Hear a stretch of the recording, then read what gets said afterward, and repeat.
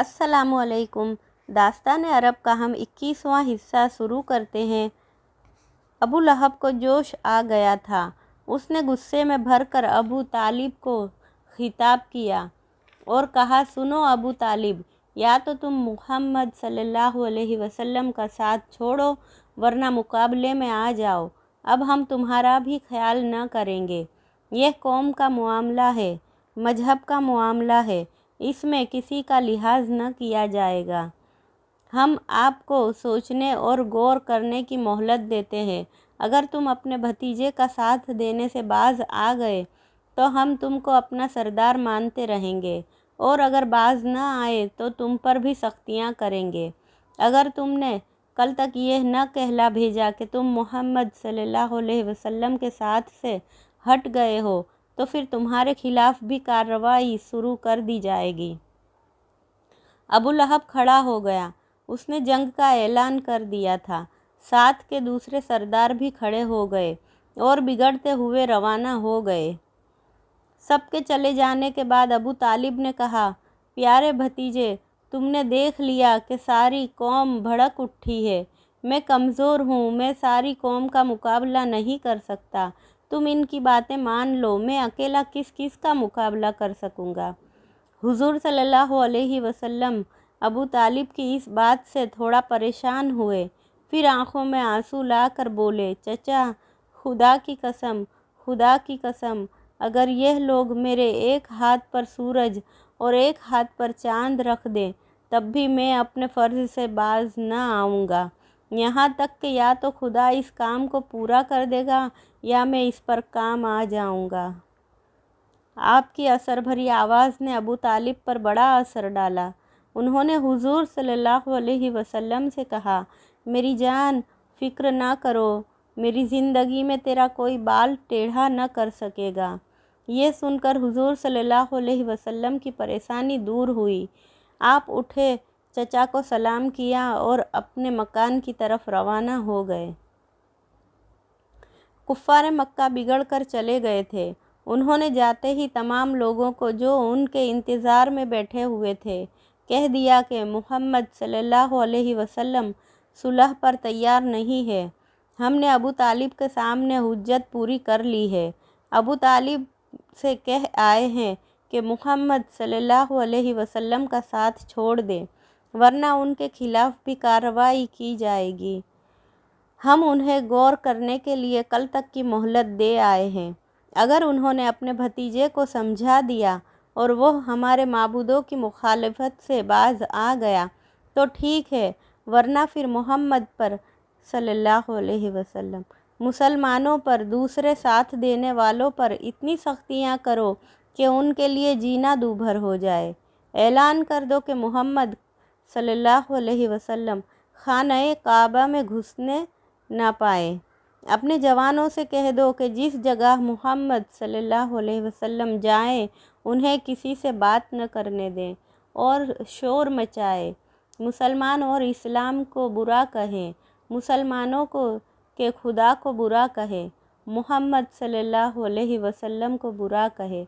लड़कों को इस पर उभारो कि वो हर मुसलमान पर, मोहम्मद सल्लल्लाहु अलैहि वसल्लम पर, मुसलमानों की हिमायत करने वालों पर धूल फेंके, ईंटें मारे, पत्थर बरसाए और उन्हें इतना तंग करे कि वो नए मजहब को छोड़ दे और हमारे माबूदों को पूजने लगे।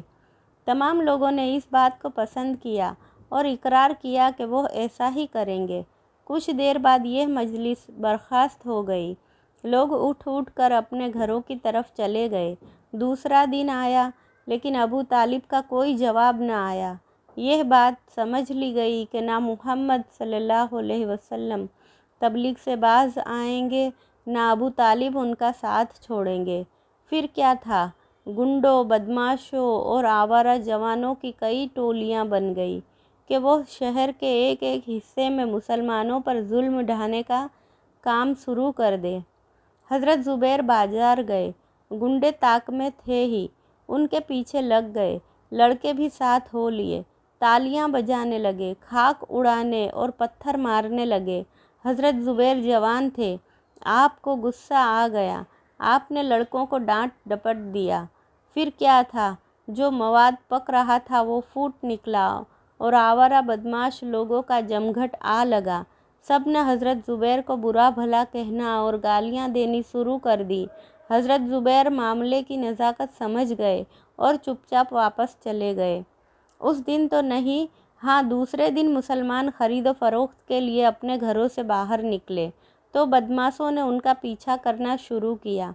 उन्हें गालियाँ दी, उन पर खाक फेंकी, उनको पत्थर मारे और उनके कपड़ों को खींच खींच कर फाड़ दिया। मुसलमानों को बुरा भी महसूस हुआ, लेकिन वो कमज़ोर थे, जानते थे कि अगर ज़रा भी बोले तो मार खाएंगे, कत्ल कर डाले जाएंगे। मजबूरन सब्र किया और अपने अपने घरों को लौट आए। फिर यह सिलसिला गालियां देने, मारपीट करने की हद तक न रहा, बल्कि बड़े बड़े पत्थर रास्ते से उठाकर इन बदमाशों ने घरों में फेंकना शुरू किया। गंदगियां डालने लगे। मुसलमान सख्त परेशान हुए। उनका घरों से निकलना बंद हो गया।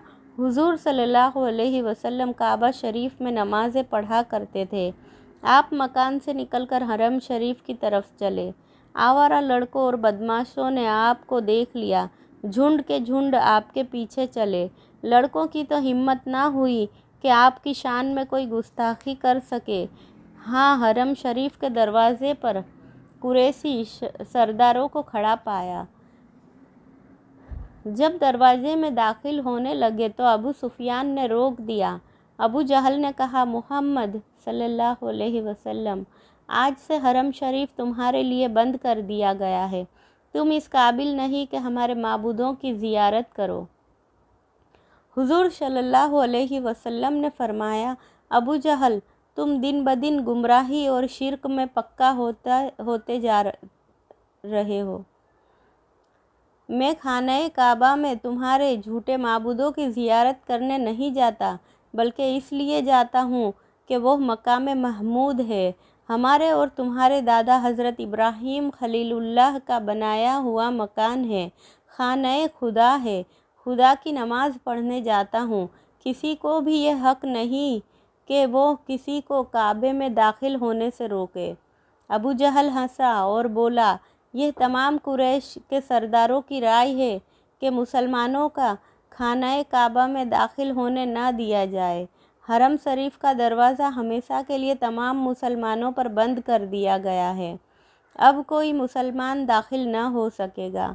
हुजूर सल्लल्लाहु अलैहि वसल्लम ने फरमाया, तो क्या मुझे खाना काबा में दाखिल ना होने दोगे? अबू जहल ने गुस्से में कहा, हरगिज़ नहीं। हुजूर सल्लल्लाहु अलैहि वसल्लम बोले, अगर मैं तुम्हारे रोकने से ना रुकूं। अबू सुफियान भी उन सरदारों में मौजूद था। तलवार को म्यान से खींचकर बोला, माबूदों की कसम, ये तुम्हारे टुकड़े कर डालेगी। हुजूर सल्लल्लाहु अलैहि वसल्लम ने दरवाजे की तरफ बढ़ते हुए कहा, अच्छा तो तुम तलवार चलाओ, खुदा मेरी मदद करेगा। अबू जहल डरा कि हुजूर सल्लल्लाहु अलैहि वसल्लम ज़रूर हरम में दाखिल हो जाएंगे। उसने उस मजमे की तरफ देखा जो सामने खड़ा था और कुछ इशारा किया। फ़ौरन बदमाश बढ़कर आए। उन्होंने हुजूर सल्लल्लाहु अलैहि वसल्लम को बुरा भला कहना और पीछे धकेलना शुरू किया। मजबूरन हुजूर सल्लल्लाहु अलैहि वसल्लम को पीछे लौटना पड़ा। उस दिन हरम का दरवाज़ा मुसलमानों के लिए बंद कर दिया गया। अब कुफ़ार मक्का ने तमाम मुसलमानों पर इतना जुल्म करना शुरू कर दिया कि उनका अपने घरों से बाहर निकलना, कारोबार करना, ज़िंदगी की ज़रूरतों की चीज़ों का ख़रीदना बेचना मुश्किल हो गया। जब खाने वगैरह का सामान ही ना आता, खाना कहाँ से मिलता? लोग भूखे रहने लगे। आपको इससे बड़ी फ़िक्र हुई, इसलिए आपने सोचना शुरू कर दिया कि अब क्या किया जाए। इधर जोशीले मुसलमान कुफ़ार का मुकाबला करने के लिए हुजूर सल्लल्लाहु अलैहि वसल्लम से इजाज़त तलब करने लगे। हुजूर सल्लल्लाहु अलैहि वसल्लम ने फरमाया, मैं लड़ाई की इजाज़त बग़ैर खुदा के हुक्म के नहीं दे सकता। सब्र शुक्र करके सख्तियाँ बर्दाश्त करो। अभी खुदा तो हमारी आजमाइश कर रहा है, हमको इस आजमाइश में पूरा उतरना चाहिए। लोग खामोश हो गए। हज़रत अब्दुल्लाह बिन मसूद एक सहाबी थे। आप निहायत जोशीले थे। आपने जब सुना कि मुसलमानों को हरम में मोहतरम हरम मोहतरम में कुरान शरीफ की तिलावत ऊंची आवाज़ से करने और नमाज़ पढ़ने से रोक दिया गया है तो आपको जोश आ गया। आपने फरमाया कि हरम में मोहतरम में जाकर खुदा का कलाम पढ़ूँगा। आगे का किस्सा हम अगली वीडियो में सुनेंगे। तब तक के लिए अल्लाह हाफिज़ और दुआ की गुजारिश।